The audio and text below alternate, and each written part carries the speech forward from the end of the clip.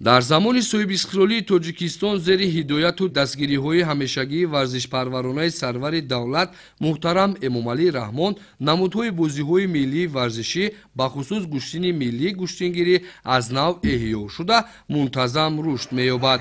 Ин аст ки дар ҳар як иду ҷашнвораҳои миллию давлатӣ аз рӯи ин намуди варзиш мусобиқаҳои бошукӯҳи сатҳи гуногун доир карда мешавад.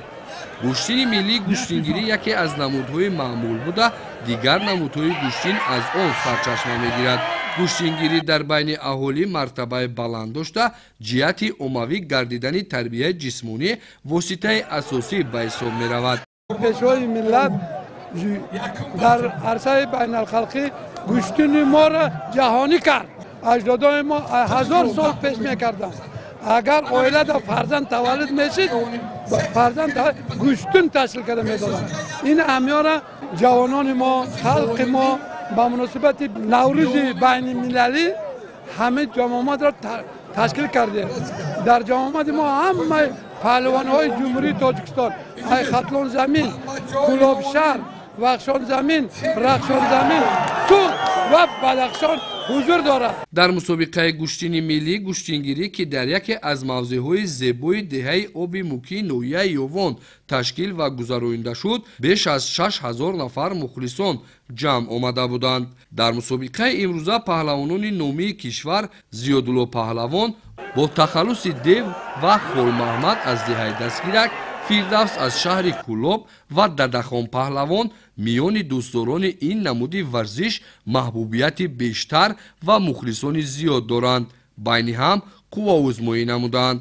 чунин мусобиқаҳое ки дар миёни талу теппаҳо гузаронида мешавад, тӯҳфаҳои арзишманд, яъне ба қавли мардум солим гузошта мешаванд. дар чорабинӣ низ 2 шоҳҷоиза нақлиёти сабукрав гузошта шуда буд.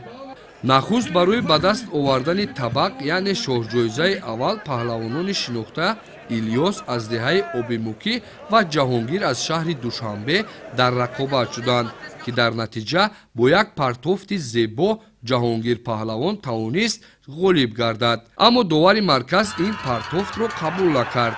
бо ҳамин шоҳҷоизаи аввал насиби паҳлавонон нашуд.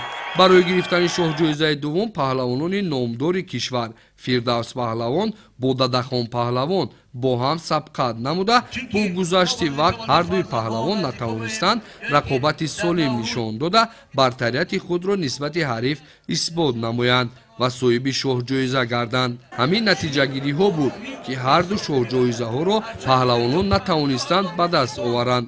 шояд аз рафти ин нерӯозмоиҳо нигоҳи довталабон тағйир кунад ва дар марҳилаҳои баъдӣ ба гирифтани шоҳҷоиза ва ё тӯҳфаҳо комёб шаванд.